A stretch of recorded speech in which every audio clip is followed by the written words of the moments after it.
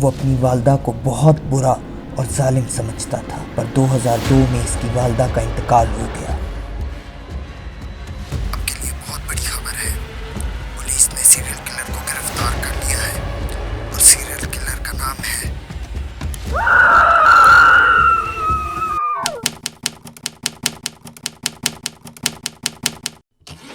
7 مئی 2008 northern Macedonia کے ایک چھوٹے سے شہر کساوو میں آج کا دن باقی دنوں کی طرح ایک معمولی دن تھا۔ اس شہر میں لوگ اپنی زندگی سکون سے گزارتے ہیں کیونکہ یہ شہر ہمیشہ سے پرسکون رہا ہے۔ یہاں کبھی کچھ بڑا اور پریشان کرنے والا نہیں ہوتا، پر آج کے دن زوانا کی زندگی میں کچھ خوفناک ہونے والا تھا۔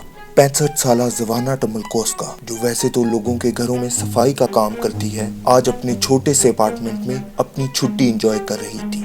شام کا وقت تھا اور ٹھنڈی ہوا چل رہی تھی۔ زوانا کھڑکی کے پاس بیٹھی اپنے بیٹے زورون کا انتظار کر رہی تھی، جو ابھی تک گھر واپس نہیں آیا تھا۔ اتنی ہی دیر میں زوانا کا ٹیلی فون بجتا ہے۔ زوانا، کیا تم ریڈیو سن رہی ہو؟ نہیں، کیوں، کیا ہوا؟ ٹیلی فون زوانا کی ایک دوست کا تھا۔ اپنی دوست کی آواز سنتے ہی زوانا کو یہ پتا چل گیا تھا کہ کوئی بری خبر ہے، کیونکہ اس کی دوست بہت ہی گھبرائی ہوئی لگ رہی تھی۔ اس کی دوست نے زوانا کو بتایا کہ ابھی ایک ایکسیڈنٹ ہوا ہے جس میں اس کا بیٹا زورون بھی شامل تھا۔ یہ سن کر تو زوانا کو کچھ سمجھ نہیں آیا، اور اسی لیے وہ فوراً ہاسپٹل جانے کے لیے اپنے گھر سے نکل گئی۔ اپنی بوڑھی عمر کے باوجود زوانا پریشانی میں بھاگ رہی تھی۔ تبھی اس کو ایک پڑوسی نے دیکھ لیا اور پوچھا، باجی، سب خیریت ہے نا؟ زوانا نے بنا رکے ہی اس کو بتایا کہ زورون کا ایکسیڈنٹ ہوا ہے اور وہ ہاسپٹل جا رہی ہے اس کا پتہ کرنے کے لیے۔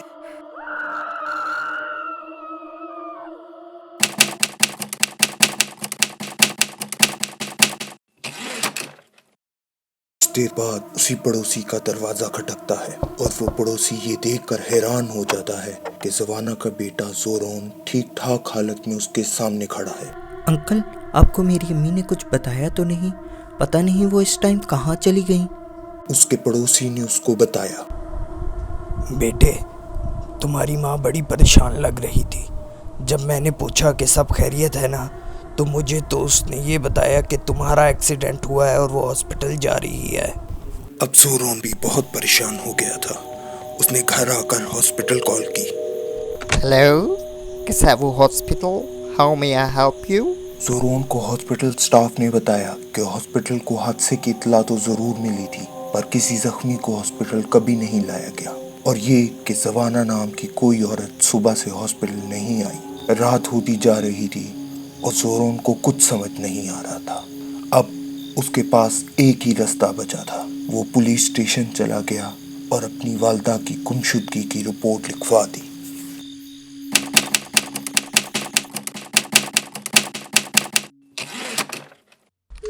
اس بات کو پورے 9 دن گزر چکے تھے اور زوانا کا ابھی تک کچھ پتہ نہیں چلا تھا۔ پھر 16 مئی کو کساوو شہر کے ایک مشہور نیوز رپورٹر ولادو کو اس کے پولیس سورسز سے خبر ملتی ہے کہ فٹ بال اسٹیڈیم کے پاس ایک انلیگل ڈمپنگ ایریا سے ایک عورت کی لاش ملی ہے، اور یہ کہ اس عورت کی شناخت کر لی گئی ہے، اور اس لاش کا نام زوانا ٹملکوسکا بتایا جا رہا ہے، جس کی گمشدگی کی رپورٹ آج سے 9 دن پہلے لکھوائی گئی تھی۔ ہیلو سر، ابتدائی رپورٹ سے تو لگتا ہے کہ اس عورت کو مارنے سے پہلے اس عورت پہ تشدد کیا گیا ہے۔ کوئی چیز بھی نہیں چرائی گئی تو یہ ڈکیتی کی واردات نہیں ہو سکتی، بلکہ فی الحال تو سارے ثبوت ایک ہی طرف اشارہ کر رہے ہیں کہ یہ قتل ذاتی دشمنی میں کیا گیا ہے۔ پلاڈو نے اس عورت کے بارے میں اور معلومات اکٹھی کی تو پتہ چلا کہ وہ ایک معمولی سی بوڑھی عورت تھی جو لوگوں کے گھروں میں صفائی کا کام کرتی تھی۔ نہ ہی اس کی کوئی جائیداد تھی اور نہ ہی اس کی کوئی دشمنی۔ ولاڈو کو لگا کہ اس کہانی میں ضرور کچھ نہ کچھ چھپا ہوا ہے۔ کیا اس عورت نے کچھ ایسا دیکھ لیا تھا جو اس کو نہیں دیکھنا چاہیے تھا، یا پھر کیا اس عورت کی زندگی میں کوئی ایسا راز تھا جو کسی کو نہیں معلوم تھا؟ یہی سب جاننے کے لیے لاڈو اگلی صبح زوانا کے گھر جا پہنچا، جہاں زوانا کے بیٹے زورون نے دروازہ کھولا और अंदर आने का कहा, जिसके बाद सोरोन ने व्लाडो को सब कुछ बताया कि कैसे जवाना को उनकी दोस्त की कॉल आई थी और वो हॉस्पिटल गई थी, और ये कि उनकी किसी से कोई दुश्मनी नहीं थी बल्कि वो बहुत पुरसुकून तबीयत की मालिक थी। जब व्लाडो को ये लगा कि उसको सब मालूमात मिल गई है तो उसने जोरोन का शुक्रिया अदा किया और वो अपने ऑफिस आ गया। व्लाडो को सारे सुराग जोड़ने में सिर्फ 3 दिन लगे और उसको 3 दिनों में ये समझ आ गई थी कि इस मर्डर के पीछे क्या कहानी है। बहुत से लोगों से बात करने के बाद 19 मई को उसने अपनी कहानी एक अखबार में छाप दी। इस कहानी की हेडलाइन थी गसावो में एक सीरियल किलर। उसमें व्लाडो ने लिखा था कि कैसे जवाना की कहानी जुड़ी है 2 और औरतों की कहानी के साथ। वो औरतें जवाना से बहुत मिलती थी। ये दोनों औरतें जवाना की तरह बूढ़ी और गरीब थीं और ये दोनों औरतें भी जवाना की तरह घरों में सफाई का काम करती थी। इन 2 औरतों के नाम थे मित्रा समनोस्का जो 64 साल की थी, जिनका मर्डर 2005 में किया गया था, और लुबिसिया लुकोस्का जो 65 साल की थी और इनका मर्डर 2007 में किया गया था।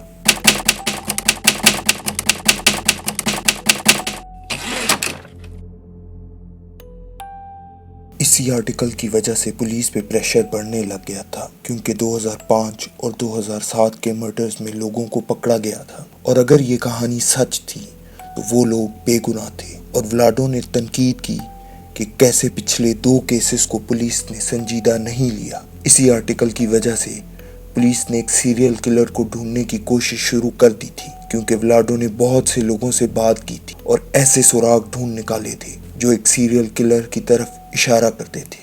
आर्टिकल को छपे अब पूरे 2 हफ्ते हो गए थे जब व्लाडो ने एक चीज नोटिस की कि पुलिस उस पे हर जगह नजर रखे हुई है। व्लाडो जहां भी जाता पुलिस का एक आदमी उस पर नजर रखे हुए था। व्लाडो को पता था कि उसने पुलिस पे तनकीद की है तो कुछ न कुछ रद्द अमल तो उनकी तरफ से भी आना ही था। व्लाडो ने फैसला किया कि अगर पुलिस उस पे इसी तरह दूर से नजर रखना चाहती है तो इससे उसको कोई मसला नहीं होना चाहिए। इसी बीच पुलिस की सस्पेक्ट की लिस्ट छोटे होते होते अब सिर्फ 3 लोगों तक आ पहुंची थी। ये 3 लोग कौन थे इसकी खबर पुलिस के अलावा किसी को नहीं दी गई। फिर 20 जून को अखबारों के एडिटर का फोन बजता है। ये वो ही अखबार का एडिटर था जिसके लिए व्लाडो काम करता था। हेलो सर, बस आपको ये इन्फॉर्मेशन देनी थी कि जवाना वाले केस में हम किसी को अरेस्ट करने वाले हैं। ये बात एडिटर के लिए थोड़ी सी अजीब थी कि पुलिस ने सीधा व्लाडो को क्यों नहीं कॉल किया, पर फोन रखते ही उसको अपना जवाब मिल गया था। उसने व्लाडो को बहुत सी कॉल्स की पर व्लाडो अपना फोन नहीं उठा रहा था। और दूसरी तरफ एक खामोश गली में पुलिस ने अरेस्ट के लिए एक घर को चारों तरफ से घेर लिया था, जिसके बाद पुलिस ने अनाउंसमेंट की, हमने तुम्हारे घर को चारों तरफ से घेर लिया है, अपने हाथ ऊपर कर घर से बाहर आ जाओ। इसके बाद एक आम आदमी घबराया हुआ और परेशानी की हालत में घर से बाहर आता है और अरेस्ट के फौरन बाद एडिटर को दूसरी कॉल आती है। हेलो सर, मेरे पास आपके लिए बहुत बड़ी खबर है। पुलिस ने सीरियल किलर को गिरफ्तार कर लिया है और सीरियल किलर का नाम है व्लाडो। दुनिया के सामने व्लाडो एक बहादुर जर्नलिस्ट और एक अच्छा आदमी था, पर असल में उसके पीछे छुपा था एक खौफनाक शख्स जिसके दिल में सिर्फ गुस्सा भरा था।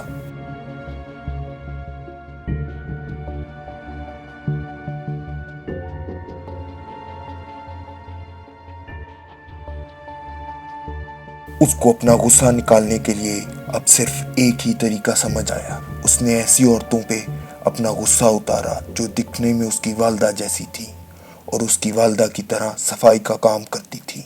वो तीनों औरतें जो व्लाडो के गुस्से का निशाना बनी उसकी वालदा को अच्छी तरह से जानती थी और इसी ताल्लुक का फ़ायदा उठाते हुए उसने इन तीनों औरतों को अपने गुस्से का निशाना बनाया। ये तीनों औरतें व्लाडो की वालदा से बहुत मिलती थीं और उसी की तरह सफाई का काम करती थीं।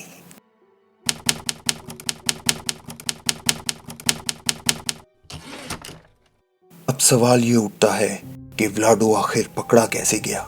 व्लाडो ने अपनी कहानियों में बहुत से झूठ बोले थे और पुलिस को गुमराह करने की कोशिश की थी, उसने ये लिखा था कि उसने एक आदमी का इंटरव्यू किया है जिसने जवाना को 2 लोगों के साथ गाड़ी में बैठते देखा है, पर जब पुलिस ने अपनी तफ्तीश की तो ये बात झूठ निकली। इसी तरह रेडियो पे जवाना के बेटे जोरोन वाली खबर भी व्लाडो के कहने पे चलाई गई थी। इसके अलावा व्लाडो ने अपने आर्टिकल में लिखा था कि इन 3 औरतों का गला टेलीफोन की केबल से घोटा गया है। ये बात पुलिस की तरफ से कभी पब्लिक नहीं की गई थी और इस बात का व्लाडो को पता होना नामुमकिन था। आखिरकार व्लाडो का डीएनए टेस्ट कराया जाता है जिससे ये बात पक्की हो जाती है कि असल मुजरिम व्लाडो ही था। व्लाडो को सजा देने के लिए अब अदालत में केस शुरू कर दिया जाता है, पर 3 दिन बाद ही व्लाडो अपनी जान एक पानी की बाल्टी में सर देकर ले लेता है। उसके साथ जेल में 3 और लोग भी थे जिन्होंने ये बयान दिया कि ना ही उन्होंने कुछ देखा और ना ही कुछ सुना। अदालत ने व्लाडो की मौत को खुदकुशी करार दे दिया और इसके बाद सारी कार्रवाई रोक दी गई और व्लाडो का चैप्टर हमेशा हमेशा के लिए बंद कर दिया गया।